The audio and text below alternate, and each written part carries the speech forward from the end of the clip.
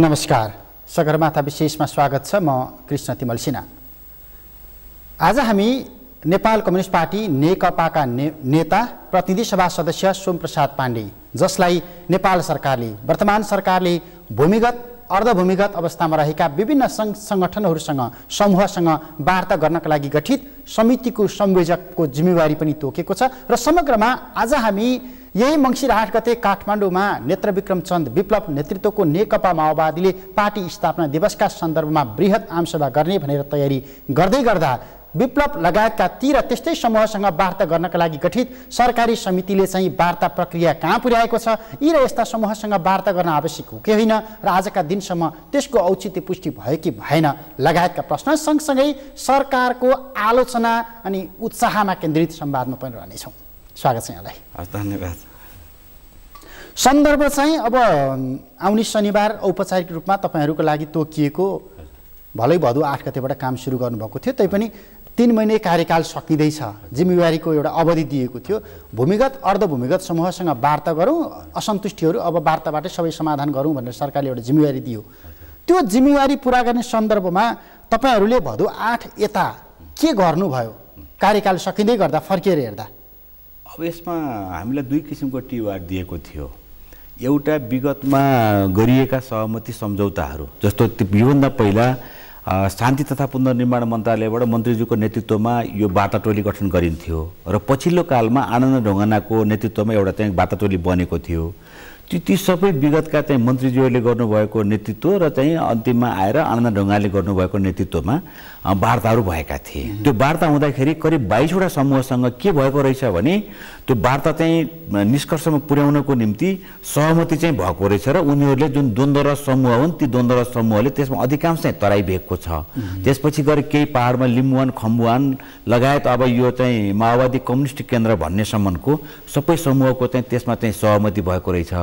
सहमतिमा उहाँहरूले हतियार बुझाउनु भयो, तर उहाँहरूका चाहिँ कार्यकर्ता नेताहरू जेलमा रहे, थुनुवामा रहे र उहाँहरूको माग चाहिँ अहिले के रह्यो भने पटक पटक चाहिँ हामी राज्यले भनेर चाहिँ हतियार बुझायौँ, तर हाम्रो चाहिँ अन्तिम जुन माग हो, हाम्रा कार्यकर्ता नेताहरू जुन जेलमा छन्, थुनामा छन्, तिनलाई फुकुवा भएन भनिसकेपछि अहिले सरकारले चाहिँ अब के निर्णय गर्यो भनेदेखि वर्तमान सरकारले यदि राज्यले कबुल गरेको हो भनेदेखि र चाहिँ अब त्यस्तो खालको उन्मुक्ति दिनुपर्ने आवश्यकता हो भनेदेखि अब विगतमा गरिएका सहमति सम्झौतालाई कार्यान्वयन गर्नको निम्ति यो वार्ता टोलीलाई चाहिँ जिम्मेवारी दियो। एउटा चाहिँ टिआर भनेको विगतमा भएका सहमति सम्झौताहरू समीक्षा गर्ने र त्यसपछि निष्कर्ष पुर्याउने, यसलाई कार्यान्वयन गर्ने भनेर एउटा त्यो दियो भने अर्को चाहिँ हामीलाई चाहिँ जिम्मेवारी के दियो टिआरमा भने अर्को जिम्मेवारी भनेको त्यति बेला वार्ता गर्न छुटेका असन्तुष्ट द्वन्द्वरत संविधानको दायराभन्दा बाहिर रहेका सशस्त्र निशस्त्र सबैसँग वार्ता गर्नु भनेर अर्को चाहिँ हामीलाई टिआर दियो।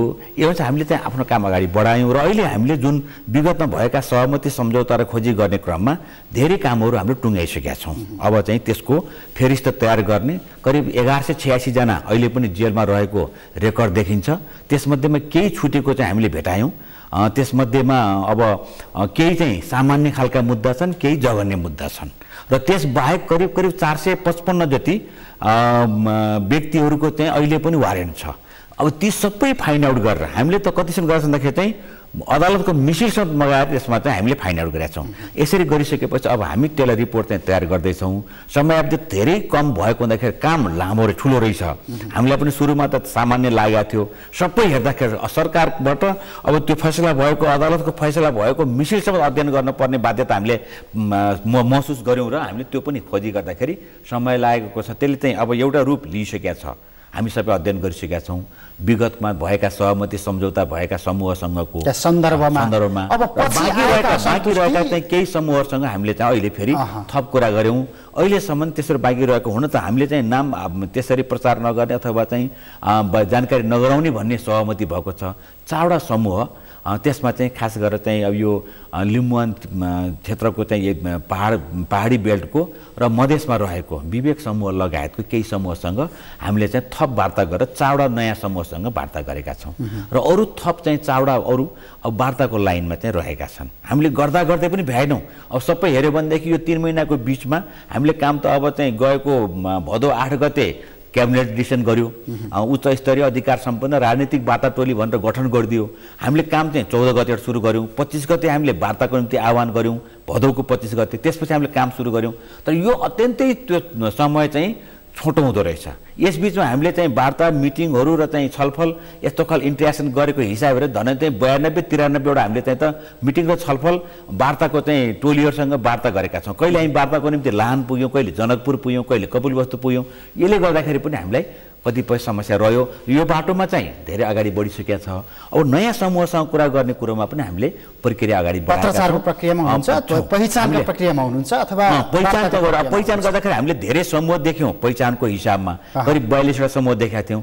तर ती 42वटा समूहमा कतिपय अत्यन्तै सुसुप्त अवस्थामा कुनै खालको चाहिँ अस्तित्वमा नरहेको अवस्थामा भएको हुँदाखेरि हामीले तिनीहरूलाई सबैलाई पत्रचार गरेनौँ र करिब 31-32वटा अलिकति केही पहिचान भएको आफ्नो केही अस्तित्वमा रहेको कारणले गर्दा उनीहरूसँग अलिकति खोजी गऱ्यौँ। अहिलेसम्म हामीले 23वटा समूहसँग मात्रै पत्रचार गरेका छौँ टोटलमा। पुरानो केही त्यसमा विप्लवहरू पनि पर्नु भयो। त्यसमा चाहिँ के छ भने हामीले पहिचान गरेकोमा त विप्लव पनि पर्नु भएको छ, नेपाल कम्युनिस्ट पार्टी विप्लव समूह। तर चाहिँ के छ भने अहिलेसम्म हामीले पत्र पठाइसकेका छैनौँ। विप्लव समूहसँग म थोरै जानकारी गरौँ। अहिलेसम्म धेरै पटक उहाँहरूको नेताहरूसँग हामीले चाहिँ माग राख्दाखेरि सुरुमा म संयोजकको हैसियतले मैले उहाँहरूलाई के खबर पठाएको थिएँ भने म मात्रै विप्लव समूहको चाहिँ कुरा गर्दा विप्लवसँग नै कुरा गर्छु, नेता विक्रम चन्दसँग मात्रै कुरा गर्छु, त्यो तल कुरा गर्दिनँ भन्ने खालको मेरो माग रहेको थियो। तर त्यहाँ आउँदाखेरि साथीहरूले तपाईँहरू अहिले चाहिँ प्रारम्भिक रूपमा कुरा गर्दाखेरि हामीसँग गर्नुहुन्छ भन्नुभयो। केन्द्रीय कमिटी तहका धेरै नेताहरूसँग हाम्रो चाहिँ सम्बन्ध र सम्पर्क भएको छ र हामी प्रारम्भिक कुरा सुरु गऱ्यौँ र अहिले सकारात्मक छ। अब यो पहिचान गर्ने सन्दर्भमा चाहिँ तपाईँहरू उच्च स्तरीय अधिकार सम्पन्न सरकारी वार्ता समितिको संयोजक भएको हिसाबमा नेत्र विक्रम चन्द विप्लव समूहलाई भूमिगत भनेर पहिचान गर्नुभएको छ, अर्ध भूमिगत भनेर पहिचान गर्नुभएको छ, अथवा खुल्ला राजनीतिक कोर्समा रहेको शक्ति भनेर पहिचान गर्नु होइन? अब यसमा चाहिँ यो त प्रश्न छ। उहाँहरू चाहिँ कुनै संवैधानिक दायरामा नआउनु भएको कारणले गर्दाखेरि र उहाँहरू चाहिँ अब असन्तुष्ट, द्वन्द्वरत र चाहिँ संविधानको दायराभन्दा बाहिर रहेका समूह भन्ने जुन खालको हामीलाई टिओआरमा प्राप्त भएको छ, त्यसबाट के देखिन्छ उहाँहरूको चाहिँ अहिलेसम्मको भूमिगतै समूहको रूपमा र कुनै दर्ता पनि छैन, निर्वाचन आयोगमा दर्ता पनि छैन र उहाँहरूले कुनै खालको त्यस्तो चाहिँ ओपन कार्यक्रमहरू गर्दाखेरि चाहिँ अब जस्तो त्यसको पार्टीको प्रमुख आएर त्यो ढङ्गले बोल्ने र त्यो खालको चाहिँ सम्बोधन गर्ने कार्यक्रम पनि भएको देखिएको छैन। त्यस कारण चाहिँ हामीले त्यही रूपमा लिएका छौँ र हामी मात्रै गर्दाखेरि चाहिँ उहाँहरू राजनीतिक समूह हो, राजनीतिक पार्टी हो। त्यस कारण चाहिँ उहाँहरूसँग डिल गर्दाखेरि चाहिँ हामी राजनीतिक समूहको हिसाबले हैसियतले कुरा गर्छौँ। तर केही अतिवाद देखिन्छ, केही बाटो भुलेको, बाटो बिराएको देखिन्छ, तर चाहिँ राजनीतिक समूहको रूपमा हामीले पहिचान गरेका छौँ र त्यो ठाउँको व्याख्या गरेका हामीले चाहिँ व्यवहार चाहिँ त्यही अनुसार गर्छौँ भन्ने छ। तर अब उहाँले जस्तो मङ्सिर यही आगामी 8 गते हजुर पार्टी स्थापना दिवसका सन्दर्भमा खुल्ला आमसभा गर्ने भनेर उहाँहरूको प्रचार प्रसार तयारी भइराखेको छ। अब कुन तहबाट सम्बोधन हुन्छ हुँदैन भन्ने भन्दा पनि त्यहाँनेरि नेत्र विक्रम चन्द विप्लवले सुरु गरिराखेको पर्यो भने जनयुद्ध 2 भनेर उहाँले भनिराख्नु भएको छ। त्यो उहाँको अभियानमा ऐक्यबद्धता जनाउने समर्थकहरू, शुभेच्छुकहरू र सहकार्य गर्ने नेताहरू त पक्कै पनि आउँछन् भन्दा त्यहाँनेरि राज्यले गर्ने व्यवहारले अर्थ राख्ने भयो। अब होइन, अब यसमा छ, यसमा त एकदम प्रष्ट कुरा के छ भने हाम्रो कुरा है, हामीलाई वार्ताको निम्ति जिम्मेवारी दिएको हो। अरू खालका नियमित कार्यक्रम, प्रशासनिक कार्यक्रम, ल एन्ड अर्डर मेन्टेन गर्ने कुराहरू त त्यो सरकारको कुरा हो।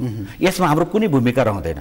मात्रै हामी अहिले पनि उहाँसँग चाहिँ हिजो मात्रै पनि मैले त्यो समूहको नेत्र विक्रम चन्दको समूहको चाहिँ नेतासँग कुरा गरेको थिएँ। आज बिहान पनि मेरो उहाँसँग फोनमा टेलिफोन वार्ता भएको थियो र हामी मात्रै गर्दाखेरि चाहिँ हामी तपाईँलाई पत्र पठाउनको निम्ति दुवै पक्षको चाहिँ सहमति नभइकन पत्र पठाउन त्यसले मान्यता राख्दैन। त्यस कारण चाहिँ त्यसको निम्ति हामीले कुन तयारी गर्ने भनेर उहाँहरूसँग छलफल र विचार विमर्श गरेका छौँ। उहाँले राख्नुभएको थियो। अब हाम्रो 8 गते कार्यक्रम छ। 8 गते कार्यक्रममा तपाईँहरू यदि वार्ताको टेबलमा बसिसक्नु भएको भएदेखि हामीले एक खालको चाहिँ भूमिका निर्वाह गर्नुपर्ने आवश्यकता बाध्यता रहन्थ्यो। तर अब तपाईँहरू त अहिलेसम्म त वार्ताको टेबलमा बस्नु भएको छैन। त्यस कारण हाम्रो यसमा कुनै भूमिका रहँदैन। यो सरकारको कुरा हो, यो वार्ता टोलीको चाहिँ कुनै यसभित्रको चाहिँ अन्तर्निहित वस्तु होइन अथवा चाहिँ यो तपाईँहरूको कार्यक्रम तपाईँहरूका चाहिँ आमसभा तपाईँका घोषणाहरूसँग चाहिँ यो वार्ताले कुनै तादात्म्यता राख्दैन। त्यसकारण चाहिँ तपाईँहरूको आफ्नो कार्यक्रम अगाडि बढाउने कुरो चाहिँ हामीलाई थाहा छैन, तर हामी मात्रै वार्ताको निम्ति तपाईँहरूसँग छलफल गर्छौँ। अब तपाईँहरू वार्ताको लागि आह्वान गरिराख्नु भएको छ, तारन्तार संवाद पनि भइराखेको छ, औपचारिक अनौपचारिक, तर त्यहाँनिर त्यो पार्टी स्थापना दिवसका लागि हुँदै गरेको एउटा आमसभामा धरपकड भइदियो। राज्यले ल एन्ड अर्डरको कुरा गर्नुभयो तपाईँले, त्यसका निम्ति धरपकड गर्यो अनि वार्ताको वातावरण बिथुल्यो अनि अरू हिंसात्मक गतिविधि हुन थाल्यो भने चाहिँ त्यहाँनिर त्यति बेला तपाईँहरू होइन सरकारले अन्याय गर्यो भन्ने हो कि विप्लवहरूले गर्यो भन्ने हो? यसमा चाहिँ दुईवटा कुरा छ। वार्ताको वातावरण बनाउनुको निम्ति एउटा मात्रै समूहले सरकार मात्रै पक्ष भएर पनि हुँदैन। विगतका हाम्रा वार्ताहरूमा पनि दुवै समूहको त्यो खालको समझदारी सहमति तपाईँ यहाँ हेर्नुभयो भनेदेखि 2052 साल फागुन 2 गते घोषणा भएको जनयुद्धमा 58 सालको पुग्दा नपुग्दै वार्ताको चाहिँ प्रारम्भ भएको थियो। त्यति बेला पनि उहाँहरूले चाहिँ वार्ताको क्रमलाई अगाडि बढाउने योजनाका सोचका साथ कतिपय कार्यक्रम स्थगित पनि गर्नुभएको थियो। गोदावरी वार्ताबाट सुरु भएको थियो भनेपछि यो त हिजोको हाम्रो चाहिँ विरासत, हामी चाहिँ हिजोको एउटा चाहिँ नजिर पनि छ, इतिहास पनि छ। त्यसकारण चाहिँ यसको निम्ति दुवै पक्षको त्यही खालको भूमिका हुनुपर्छ। म त अनुरोध के गरेको छु उहाँहरूलाई भनेदेखि तपाईँहरूले वार्ताको वातावरण बनाउनु। अब म एउटाको थोरै स्मरण गरौँ, हिजो उहाँहरूको धेरै नेताहरू जेलमा हुनुहुन्थ्यो। कमरेड खड्गबहादुर विश्वकर्मा प्रकाण्ड लगायत उमा भुजेल भन्नुहुन्छ कि पदम राई भन्नुहुन्छ कि खड्काजीको कुरा गर्नुहुन्छ कि यी सबै जेलमा हुनुहुन्थ्यो उहाँहरू। अनि हामीले चाहिँ त्यो वातावरण बनाउनुको निम्ति सरकारसँग छलफल चलायौँ। जब हामीलाई चाहिँ वार्ता टोलीको जिम्मेवारी दिइसकेपछि हामीले सरकारसँग छलफल चलायौँ। हामीले माइनोट लेख्यौँ कि वार्ताको वातावरण बनाउनुको निम्ति जेलमा रहेका कतिपय उहाँका चाहिँ नेता कार्यकर्ताहरूलाई मुक्त गर्नको निम्ति यदि सर्वोच्च अथवा चाहिँ अदालतले त्यसलाई चाहिँ रिहा गर्छ भने उहाँहरूलाई फेरि पुनः गिरफ्तार नगर्ने भन्ने खालको चाहिँ कुराको निम्ति हामी छलफल गऱ्यौँ। सरकार पनि लचिलो बन्यो। के को निम्ति लचिलो बन्यो भन्दाखेरि चाहिँ वार्ताको वातावरण बनाउनुको निम्ति सरकार लचिलो बन्यो। र अहिलेसम्म हामीले चाहिँ साँच्चै भन्नुहुन्छ भने अब उहाँहरूको कोही पनि नेता जेलमा हुनुहुन्न, उहाँहरूको बन्दी कोही छैन अहिले चाहिँ जो चाहिँ माथिल्लो तहको नेता है। त्यसकारण चाहिँ अब हामीले त हिजो पनि वार्ताको वातावरण बनाउनुको निम्ति हामीले सरकारसँग छलफल गरेर सरकार लचिलो भएर उहाँहरूलाई रिहा गरेका छौँ। के को निम्ति भन्दाखेरि वार्ताको वातावरण भनेपछि त तपाईको त्यसकारण म थोरै भने त्यसकारण चाहिँ हिजो हाम्रो त्यो भूमिका थियो किन वार्ताको वातावरण बनाउनुको निम्ति। तर हामीले के आह्वान गरेका थियौँ, रिक्वेस्ट गरेका थियौँ भने उहाँहरूसँग तपाईँहरूले वार्ताको वातावरण बनाउनुको निम्ति सकिन्छ हामी टिमै भेट्छौँ तपाईँहरूको पार्टीको प्रमुखसँग, नभएदेखि संयोजक मात्रै पनि भए पनि भेट्छौँ र हामी वार्ताको वातावरण बनाउँ, एउटा टेबलमा बस्ने खालको तयारी गरौँ भनेको त्यो खालको वातावरण अहिलेसम्म बन्न सकेका छैन। भेट्नु भएको छ तल्लो तहको केन्द्रीय तह स्तरका र चाहिँ अलिकति बौद्धिक जगतका र त्यहाँ उहाँहरूसँग सिधै सम्पर्क हुन सक्ने खालको साथीहरू नेताहरूसँग पनि हाम्रो कुराकानी भएको छ। खास गरेर चाहिँ उहाँहरूले चाहिँ बुद्धिजीवी क्षेत्रमा काम गर्ने साथीहरूलाई पनि लगाउनु भएको छ, केन्द्रीय कमिटीका सदस्यहरू लगाउनु भएको, तर विप्लवसँग हाम्रो भेट हुन सकेका छैन। यसले गर्दाखेरि वार्ताको वातावरण बनेन। हामीले पत्र पठाउन चाह्यौँ तर पत्र कसलाई दिने भन्ने खालको अवस्था पनि आयो। अब एकजना राजनीतिक कार्यकर्ता हजुर समग्र नेपालको कम्युनिस्ट आन्दोलन पनि बुझेको, विप्लवका निकटका मानिसहरूसँग संवाद गरिराखेको र गृह प्रशासनका मानिसहरूसँग निकट रहेर काम गरेको व्यक्ति, त्यसो भने यो मङ्सिर 8 गतेको आमसभा के हुने भयो? होइन, यसमा त हामीले केही भन्न सक्दैनौँ। यसमा त उहाँहरूको कार्यक्रम के हो, उहाँहरूबाट वार्ता टोलीलाई चाहिँ हो आएको थियो। योभन्दा पहिलो चाहिँ हामीले उहाँहरूको चाहिँ माध्यमबाट आउँदाखेरि या त अब कुन तहबाट त्यो खालको निर्णय भएको थाहा छैन, तर केन्द्रीय कमिटीसम्मका साथीहरू त्यो तहका चाहिँ नेताहरूले हामीलाई हाम्रो कतिपय जेलमा रहनुभएका नेतालाई छोड्नको निम्ति तपाईँहरूले पहल गर्नु पर्यो, यसले चाहिँ वार्ताको वातावरण बनाउँछ भन्नुभयो। हामीले त्यसअनुसारको चाहिँ सरकारसँग छलफल गऱ्यौँ। सरकार पनि तयार भयो, स्वयं प्रधानमन्त्री तयार हुनुभयो, गृहमन्त्री तयार हुनुभयो अनि छुट्नुभयो। तर अहिले चाहिँ हामीलाई कुनै यसबारेमा जानकारी पनि गराउनु भएको छैन। 8 गतेको कार्यक्रमको विषयमा हामीसँग कुनै परामर्श पनि भएको छैन भने हामीले त्यस्तै खोज्दै जाने त कुरो भएन। तर हाम्रो माध्यम बाहिरबाट जानकारी पायो भने हाम्रो चाहना के थियो भन्दाखेरि कम्तीमा एकपटक वार्ताको टेबलमा बसिसकेपछि उहाँका कतिपय सहजीकरण सहज हुन्छ भन्ने, सहज हुन्छ। त्यो मात्रै होइन, उहाँका कार्यक्रमलाई हामीले पनि कतिपय कुराहरू सहयोग गर्न सक्थ्यौँ भन्ने चाहिँ लागेको थियो। तर अहिलेसम्म 8 गतेको कार्यक्रमको बारेमा हामीलाई कुनै जानकारी पनि छैन। उहाँले यस विषयमा कुनै हामीसँग चाहिँ कुनै केही खालको माग राख्नु भएको पनि छैन। सरकारसँग यो खालको छलफल गर्नु पर्यो भनेर भन्नुभएको पनि छैन। यसबारेमा हामी त साँच्चै भन्दा अनभिज्ञ छौँ। भनेपछि सरकारले जे पनि गर्न सक्छ। अब यसबारेमा हामी केही भन्दैनौँ। हाम्रो त आफ्नो कामलाई सरकारको नियमित हामीले जुन खालको जिम्मेवारी दिएको थियो त्यो जिम्मेवारी वहन गर्ने काम हाम्रो हो। सरकारले जिम्मा दिएपछि हामीले सरकारको चाहिँ अब जिम्मेवारी जुन खालको प्राप्त गरेका छौँ त्यो गरेका छौँ, तर यस विषयमा अरू त हामीलाई थाहा छैन।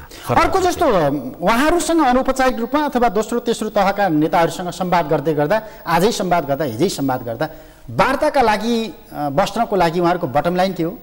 अब उहाँहरूले दुई तिनवटा कुरा गर्नु संविधान खारेज गर्नु पर्यो। उहाँहरूले चाहिँ गएको अब हामीले बाहिरबाट पाएको जानकारीमा उहाँहरूको बैठकले के निर्णय गरेको छ भने वार्तालाई सिद्धान्ततः अस्वीकार नगर्ने भन्ने खालको चाहिँ निर्णय भएको छ भन्ने हामीले पाएका छौँ, एउटा कुरा। दोस्रो, उहाँहरूले जुन खालको चाहिँ माग राख्नुभएको छ हामीसँग त्यसरी लिखित रूपमा कुनै माग दिनुभएको छैन, तर उहाँहरूले अभिव्यक्ति दिँदा र चाहिँ कतिपय पत्र पत्रिकामा आएका लेखहरू र उहाँको चाहिँ हामीले एथेन्टिकतालाई मान्न त सक्दैनौँ, तर पनि ती लेखहरूबाट केही कुराहरू राख्नु भएको छ।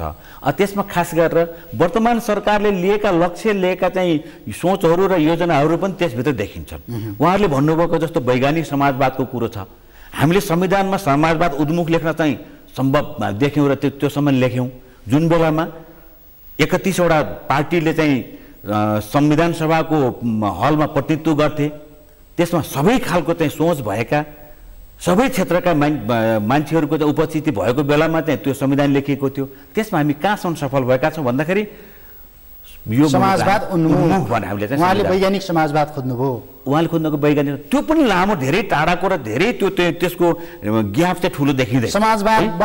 समाजवादी बाटोमा जाउँ त्यसपछि वैज्ञानिक बाटोमा जाउँला भन्ने पनि तर्क गर्न सकियो। दोस्रो, हामीले पाएको त्यो पनि के हो भने हामीलाई पत्र पठाएर हामी वार्ताको निम्ति यो हाम्रो बटम लाइन भनेर त अहिलेसम्म लेख्नु भएको छैन। कुरामा हामीले चाहिँ पाएका छौँ, तर हामीले चाहिँ मागेका छौँ तपाईँ त्यसपछिदेखि हामीलाई आधिकारिक पनि दिनुहोस् र सकेसम्म एकपटक हामी वार्ता टोली तपाईँहरूको चाहिँ शीर्षस्थ नेतासँग कुरा गर्छौँ र छलफल गर्छौँ, त्यसपछि वार्ताको हामीले चाहिँ एजेन्डा तय गर्छौँ पनि भन्यौँ हामीले। तर त्यो चाहिँ वातावरण बन्न सकेका छैन अहिलेसम्म। हामीले त्यो समूहको प्रमुखसँग अथवा शीर्षस्थ नेतासँग हामीले भेट्ने मौका चाहिँ पाएका छैनौँ।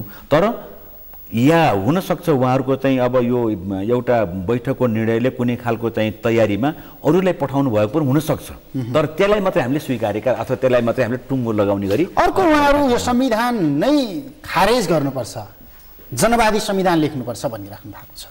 अब कतिपय कुराहरू लेखमा रिराइटको कुरा चाहिँ आएको थियो, पुनर्लेखन भन्नुहोस्, पुनर्रिराइटको कुरा आएको थियो, तर त्यसलाई हामीले चाहिँ धेरै खोजी गर्दाखेरि त्यस्तो पछि त्यसैलाई अडान लिएको पनि पाएको छैनौँ।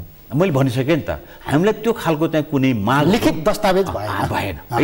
हामीले बाहिरबाट आएको कुरा र अनौपचारिक रूपमा भएको कुराहरूलाई चाहिँ हामीले छलफलमा अगाडि बढायौँ र माग्नु भएको थियो। उहाँहरूले चाहिँ तपाईँहरूले पत्र दिए हुन्छ भन्नुभएको थियो, तर हामीलाई के समस्या पर्यो भने पत्र दिने कुरोमा चाहिँ पत्र कसलाई बुझाउने त, कसको नाममा लेख्ने त, अनि यतिकै लिएर गएर कुनै ठाउँमा राख्दाखेरि त्यसले त कुनै अर्थ लाग्ने र त्यसले कहाँ औचित्यता हुनै रहँदैन भनेपछि हामीले चाहिँ पत्र पठाएका छैनौँ। तर उहाँहरूसँग भएको अनौपचारिक छलफलमा पत्र पठाउनको नि तपाईँहरू तयार भए हुन्छ, पत्र पठाउनु भए हुन्छ भन्ने कुरो चाहिँ आएको छ। तर चाहिँ एथेन्टिक रूपमा चाहिँ हामीले जे मागेका छौँ नि वार्ता समितिको तर्फबाट, त्यो वार्ता टोलीले मागेको कुराहरू चाहिँ प्राप्त नभएको भएर हामीले पत्र पठाएका छैनौँ। भनेपछि तपाईँहरूले अघिल्तिर देखिराखेको चुनौती चाहिँ राज्य प्रणाली सञ्चालनका सन्दर्भमा एउटा नेता विक्रमचन्द्र विप्लवको सम्भावित क्रान्तिको कुरा भयो, जसलाई वार्ता गर्नैपर्छ, राजनीतिक मूलधारमा ल्याउनैपर्छ भनेर लागिराख्नु भएको छ। अर्को चाहिँ तराई मधेसतिरबाट धेरै समूहको आवाज आइराखेको छ, सन्तुष्टि आइराखेका छ, इभन सिके राउतहरूसम्मको तहमा तपाईँहरूलाई पुग्नुपर्ने कार्यदेश होला। अब यसतिरको लागि चाहिँ कुन चस्माले हेरिराख्नु भएको छ? अब अलिकति म राखौँ, मैले अब थोरै फेरि जोडेँ चाहिँ विप्लव समूहको विषयमा। अब हामीले हेर्दाखेरि हाम्रो विश्लेषणमा विप्लव समूह भनेको चाहिँ राजनीतिक समूह नै हो र केही मागहरू जे देखाएको छौँ त्यो पनि मुलुकको हितमा र नेपाली जनताको हितमा देखिने खालको पनि देखिन्छ। र अब वर्तमान सरकारले लिएको लक्ष्य र वर्तमान सरकारले गर्न बनाएको योजना अन्तर्गत पनि उहाँका मागहरू पर्छन्। मैले त्यति धेरै चाहिँ त्यो धेरै फरक देखाएको छैन, मात्र अलिकति केही कुराहरूको समायोजन कुन बाटोबाट त्यहाँ पुग्ने भन्ने मात्रै तपाईँको। अर्को कुरो चाहिँ तपाईँले जुन राख्नुभयो तराईको विषयमा, तराईमा चाहिँ धेरै समूहहरू विगतमा द्वन्द्वरत अवस्थामा र चाहिँ धेरै ठुलो चाहिँ त्यहाँ आतङ्क मचाएको अवस्था हो। यो मिडिया मार्फत थोरै म के चाहिँ प्रश्न पार्न चाहन्छु भनेदेखि अहिले यो वार्ता टोली गठन गरेको मुलुकमा द्वन्द्व भएको कारणले अत्यन्तै आतङ्क मचेको कारणले पनि होइन। किन विगतका कतिपय सहमतिहरूलाई कार्यान्वयन गर्नको निम्ति र कोही त्यस्तो खालको असन्तुष्ट समूह छ भनेदेखि वार्ताको माध्यमबाट आएर यो मूलधारमा आउने र मुलुकको निर्माणको निम्ति हामीले त अब चाहिँ लामो समयदेखि यो मुलुकमा नेपाली जनताको राजनीतिक अधिकारको निम्ति लडाइँ लड्यौँ। अनि 65 वर्ष लडाइँ लडेर हामीले 2072 साल आश्विन 3 गते नेपालको संविधान प्राप्त गरेका छौँ। धेरै कुरा समेटेका छौँ र यदि नसमेटिएको भए पनि हामीले यसलाई चाहिँ फेरि संशोधन गरेर पनि समेट्न सक्छौँ। मुलुक र जनताको हितको निम्ति त संविधान संशोधन हुन सक्छ। त्यसकारण चाहिँ वर्तमान सरकार के चाहेको, यदि त्यस्तो खालको कुनै असन्तुष्टि छ भने पनि यसलाई अब चाहिँ आएर टेबलबाट अथवा चाहिँ वार्ताको माध्यममा टुङ्गो लगाएर हामी चाहिँ मुलुक निर्माणमा हिजो हामीले मूलधारमा ल्याउने र मुलुकको निर्माण। अब हामी हिजोको चरण भनेको अधिकार प्राप्तिको चरण थियो, त्यो सकिएको छ। अबको चरण भनेको यो मुलुकको निर्माणको चरण हो। त्यसकारण चाहिँ मुलुक निर्माण गर्नको निम्ति हामी सबै एक ठाउँमा जमाउँ, एक ठाउँमा हातेमालो गरेर चाहिँ एक आपसका सहयोगबाट अगाडि बढौँ भन्ने सोचका साथ यो चाहिँ वार्ताटोली बनाएको हो। यहाँ कसैले फेरि चाहिँ साँच्चै द्वन्द्वमा फसिसके मुलुक, साँच्चै द्वन्द्वरत अवस्थाका चाहिँ ती समूह एकदम साँच्चै क्रियाशील होइन। हिजोको सबै कुरा टुङ्गो लगाएर, हिजो हामीले गरेका सहमतिलाई पनि टुङ्गो लगाएर, अरू पनि त्यस्तो खालको के असन्तुष्टि भयो त्यसलाई पनि टुङ्गो लगाएर संविधानको मूलधारमा ल्याउने, आवश्यक पर्यो र मुलुकको हितको निम्ति, नेपाली जनताको हितको निम्ति आवश्यक पर्यो भनेदेखि संविधान पनि संशोधन गर्ने र चाहिँ हामी अब देशलाई निर्माण गर्ने त्यसरी आएको हो। सिके राउतको सवालमा के छ भनेदेखि हामीले अध्ययन गऱ्यौँ। सिके राउतले गएको असोज 3 गते जनकपुरमा आमसभा गरिसकेपछि हामी 5 गते जनकपुर पुगिसकेका थियौँ। हामी धेरै अध्ययन गऱ्यौँ र हामीलाई चाहिँ दिएकोमा के छ, राजनीतिक वार्ताटोली 2075 नामाकरण गरिएको छ भनेपछि हामी राजनीतिक समूहलाई, राजनीतिक एउटा चाहिँ एजेन्डा बोकेको समूहसँग मात्रै वार्ता गर्ने हाम्रो म्यान्डेट हो। र हामीले अध्ययन गरिसकेपछि सिके राउतलाई राजनीतिक एजेन्डाभन्दा बाहिर गएको, त्यहाँबाट विचलित भएको हामीले पायौँ। मुलुकको विखण्डन, छुट्टै झन्डा बनाएको सुन्यौँ हामी, त्यो मात्रै एउटा छुट्टै राष्ट्रिय गान बनाएको र छुट्टै नक्सा बनाएको सुनिसकेपछि हामीले चाहिँ अध्ययनबाट चाहिँ पाइसकेपछि हामी सिकेसँग वार्ता गर्न हामी तयार भएनौँ र अहिले हाम्रो चाहिँ एजेन्डा छैन। भनेपछि वार्ता गर्नको लागि पहिचान भएको समूहमा परेन, अर्थात् वार्ता गर्न लागेको शक्ति रहेन। बिल्कुल मुलुकको विखण्डनको निम्ति जसले चाहिँ त्यो आवाज उठाउँछ त्योसँग चाहिँ यो वार्ता कुनै जरुरी छैन भने हामीले चाहिँ त्यो खालको चाहिँ हामीले अनुभूति गऱ्यौँ र त्यो खालको हामीले विश्लेषण गऱ्यौँ। किनकि हामी त राजनीतिक वार्ताटोली 2075 राजनीतिक कुराहरू आउँछ भने त्यसको समाधान गर्न, मुलुक र नेपाली जनताको हितको निम्ति कुनै खालका माग राख्छौँ त्यसलाई पुरा गर्न सरकारसँग हामीले त्यो खालको वातावरण बनाउँछौँ। तर मुलुकै विखण्डन गर्ने अनि त्यसपछि झन्डा छुट्टै बनाउने अनि त्यसपछि छुट्टै राष्ट्रिय गान बनाउने समूहसँग यो राजनीतिक समूह होइन भन्ने हाम्रो चाहिँ निष्कर्ष निस्किएको छ अहिले। र त्यही भएर हामी चाहिँ वार्ताको एजेन्डा बनाएका छैनौँ सिके राउतसँग। त्योदेखि बाहेकका अरू हिजो छुटेका जस्तो चाहिँ हामी गोइस समूहसँग वार्ताको निम्ति अब एउटा सेटलमेन्ट छैन, कुनै त्यस्तो खालको चाहिँ सक्रियता अनि एक खालको चाहिँ अस्तित्वमा त राजनीतिक रूपमा उमेरका हिस्सामा पनि विश्राम लिएर बस्नु त्यो त आफ्नो ठाउँमा छ। त उहाँहरूलाई पनि हामीले चाहिँ उहाँका अनुयायीहरूसँग वार्ता भएको छ, उहाँहरू सम्पर्क पनि आउनु भएको छ, धेरैजना आउनु भएको छ। त्यसकारण चाहिँ हामी यसरी तराईका समूहसँग पनि हिजो केही घटनाहरू घटे अथवा चाहिँ त्यो खालको द्वन्द्व, त्यो खालको चाहिँ एउटा आतङ्क मचियो, तर अहिले चाहिँ त्यो नभए पनि हामी त्यही ढङ्गले सेटल गर्नलाई चाहिँ टुङ्गो लगाएर एउटा खालको अब हाम्रो वर्तमान सरकार, वर्तमान प्रधानमन्त्री केपी शर्मा ओली के चाहनुहुन्छ, यो मुलुकमा अब चाहिँ द्वन्द्वको चाहिँ कुनै आवश्यकता छैन। हामी अब सबै एउटै अब समृद्धिको यात्रामा लाग्नु भन्ने उहाँको एउटा सपना रह्यो। अब यो प्रसङ्ग, वार्ताको प्रसङ्ग छोडेर अलिकति शीतल निवासतिर जाउँ है। समृद्धिको यात्राको कुरामा शीतल निवास धेरै ठोक्कियो यसपटक।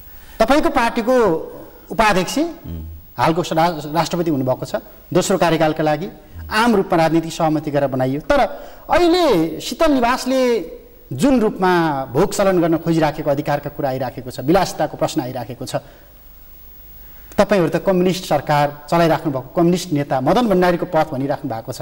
एउटा साइकल डोराएर राजनीति गर्ने मदन भण्डारीको पत्नी शीतल निवासले पाइसके पछाडि आएका यी तमाम टिका टिप्पणीलाई कतिको सहजतापूर्वक लिइराख्नु भएको छ? अब यसमा म थोरै भन्छु के भने, अब एउटा आउँदाखेरि राष्ट्रपतिसँग जोडिएर आयो, तपाईँले त्यहाँको प्रहरी प्रतिष्ठानको कुरा त्यहाँबाट अन्यत्र सार्ने कुरा जे आएको छ, यो सुशील कोइराला प्रधानमन्त्री हुँदाखेरि यो के अरे काभ्रेको पनौतीमा त्यहाँ सार्ने भनेर भारतीय सहयोगबाट त्यहाँ करिब कति 14 अरब कि कतिको लगानीमा बन्ने भनेर सुशील कोइराला प्रधानमन्त्री हुँदाखेरि त्यो एग्रिमेन्ट भएको चाहिँ हामीले पाएका थियौँ। अहिले के भयो, त्यसलाई सार्ने कुरो अहिले टुङ्गोमा आएको हो जस्तो मलाई लाग्छ। त्यसकारण यो पहिलेदेखि सुरु भएको प्रक्रिया हो। त्यो जुन पर्याप्त भत्काउनु उचित हो कि होइन भन्ने प्रश्न आयो। के थियो भने पहिले नै सरकारले त्यहाँ त्यो प्रहरी प्रतिष्ठानको भनौँ अथवा चाहिँ नेपाल सरकारले विगतमै त्यो खालको निर्णय गरेको रहेछ। त्यहाँ धेरै जग्गा पनि छ, यहाँ जग्गा साँघुरो पनि भयो भन्ने होला, र त्यसमा चाहिँ सहयोग गर्नको निम्ति पनि भारत तयार भइसकेपछि त्यो खालको योजना बन्यो। अहिले चाहिँ त्यसको के भयो, बाहिर त्यो चाहिँ कार्यान्वयन गर्ने भवन नभत्काइदिए हुन्थ्यो, अरू कुनै प्रयोजनमा त्यो प्रयोग गरिदिए हुन्थ्यो भन्ने एउटा आम रूपमा त्यस विषयमा यो चाहिँ म्यानेजमेन्टको कुरा हो। अर्को कुरा म के अनुरोध गर्न चाहन्छु भने 18 करोडको गाडीको कुरा आएको छ, त गाडी एउटा गाडी 18 करोडको होइन, यो कुरो पनि हामी प्रश्न जरी छ। शीतल निवासको कम्पाउन्डमा बस्ने गाडीहरूको सेट भयो, टिमको निम्ति सेट होला। अब यस विषयमा मलाई जानकारी पनि धेरै छैन, तर एउटा कुरा म केमा चाहिँ आफूले चाहिँ निर्कोलमा पुगेको छु, खोजिराखेको छु भन्दाखेरि मेरो विश्लेषण के छ भन्दाखेरि कि त्यो गाडी चाहिँ राष्ट्रपतिको निम्ति म्यानेजमेन्टले, नेपाल सरकारको व्यवस्थापन समूहले अथवा व्यवस्थापन हेर्ने त्यो चाहिँ निकायले अब यो खालको आवश्यकता, राष्ट्रिय राष्ट्रपति भनेको देशको प्रमुख हो, हामी कोही विदेशी राष्ट्रपति आउँदाखेरि पनि सँगै हिँड्नुपर्ने हुन्छ, त्यसको चाहिँ अगाडि लाग्ने पछाडि लाग्ने गाडीदेखि लिएर अरू खालको पनि एउटा मर्यादा कायम गर्नुपर्छ भनेर सायद त्यो निर्णय गर्यो होला। अब यो चाहिँ अहिले धेरै के हो हाम्रो यसमा चाहिँ मलाई सबै कुरो थाहा छ, तर यो कुरो चाहिँ राष्ट्रपतिसँग जोडिँदाखेरि के छ भने राष्ट्रपतिले आफ्नो निर्णय गरेको चाहिँ होइन, मलाई लाग्दैन है। राष्ट्रपतिले चाहिँ अब यो कतिपय कुरा के हुन्छ भन्दाखेरि चाहिँ निर्णय भइसकेपछि पनि थाहा पाउने कुरा हुन्छ, कतिपय कामहरू कतिपय कुराहरू चाहिँ अब अलिकति पहिले छलफल गर्ने पनि हुनसक्छ। अब यसमा छलफल भयो भएन मलाई थाहा छैन। मेरो राजनीतिक विरासतसँग जोडिएर तमाम टिका टिप्पणी भयो, तत्कालका लागि सरकार यो होइन। त्यसमा चाहिँ एउटा क्लियर केमा छु भन्दाखेरि चाहिँ राष्ट्रपति यो खालको विलासिताको चाहिँ सामानहरू, त्यो खालको चाहिँ जीवनयापन गर्ने र चाहिँ मैले चाहिँ अब सकेसम्म सरकारबाट चाहिँ सुविधा लिनुपर्छ भन्ने पक्षमा हाम्रो राष्ट्रपति हुनुहुन्न, यसमा म विश्वस्त छु। तर चाहिँ अब घटनाक्रमले चाहिँ केही त देखायो, यसमा व्यवस्थापनको पनि अब यो जोडिन जाने व्यवस्थापन पनि हो, यसमा चाहिँ थोरै अब चाहिँ के भएको भन्ने यति चर्चा भइसकेको छ, मलाई लाग्छ केही त अब चाहिँ यसमा अलिकति चाहिँ यो परिवर्तन हुन सक्ने अथवा चाहिँ केही भन्ने मलाई लाग्छ। तर मलाई लाग्छ चाहिँ मलाई एउटा अनुरोध के छ भनेदेखि मैले पाएको अनुभव, म पनि त्यो पार्टीको जिम्मेवार मान्छे हुँ, अब केन्द्रीय कमिटीमा छु, माथिल्लो तहको जिम्मेवारीमा छु, म धेरै पटक म प्रतिनिधि सभाको चाहिँ सांसद भएर प्रतिनिधित्व पनि गरिराखेको छु। मैले हिजो चाहिँ मन्त्रीको चाहिँ जिम्मेवारी पनि लिएर त्यो चाहिँ आफ्नो जिम्मेवारी निर्वाह गरेको मान्छे हो। यी सबै कुरा हेर्दाखेरि विश्लेषण गर्दाखेरि हाम्रा नेताहरू विलासिताको निम्ति चाहिँ एकदमै पहिलो प्राथमिकता दिएर अनि त्यसपछि यो नभइकन हुँदैन भन्ने खालको चाहिँ गर्नुहुन्न, मलाई विश्वास छ। त्यसमा राष्ट्रपति पनि त्यही भित्र पर्नुहुन्छ। मैले उहाँलाई राम्रोसँग चिन्न छु, राष्ट्रपतिलाई उहाँको चाहिँ शैली स्वभावदेखि लिएर उहाँको चाहिँ सबै कुरा मलाई थाहा छ। त्यसकारण अब यो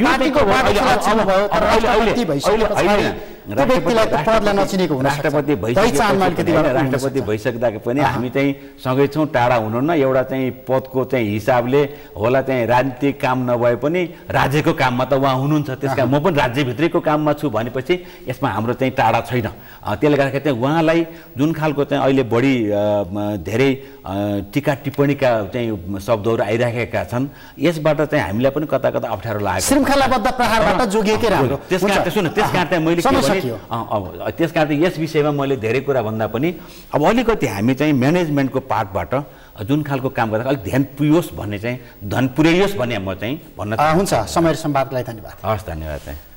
दर्शक सगरमाथा विशेषको आजको समय सक्यो। आज हामीले नेपाल कम्युनिस्ट पार्टी नेकपाका नेता एवं प्रतिनिधि सभा सदस्य सोमप्रसाद पाण्डे, पूर्व उद्योग मन्त्री पनि हुनुहुन्छ, उहाँसँग संवाद गऱ्यौँ। समग्रमा नेपाल सरकारले उच्च स्तरीय राजनीतिक वार्ता समिति जुन भूमिगत अर्धभूमिगत अवस्थामा रहेका विभिन्न समूहसँग वार्ता गर्नका लागि गठन गरेको थियो, त्यो समितिको संयोजक पनि हुनुहुन्छ अनि तोकिएको समय सीमा आगामी शनिबार सकिँदैछ। यो बीचमा समितिले कुन कुन समूहलाई पहिचान गर्यो, कुन कुन समूहसँग वार्ता गर्यो, कुन कुन समूहका मागहरू के कस्ता थिए र आजका दिनसम्मको समीक्षा अवधिको प्रगति के कस्तो छ, अनि सँगसँगै शीतल निवास पछिल्लो समयमा जुन रूपमा विवादित अवस्थामा तानिएको छ, शीतल निवाससँग जोडिएको विलासिताको प्रश्न। समय अनि संवादका लागि सोमप्रसाद पाण्डेलाई फेरि पनि धन्यवाद दिन्छु। नेपालको पहिलो न्युज च्यानल सगरमाथा टेलिभिजन हेर्दै गर्नुहोला।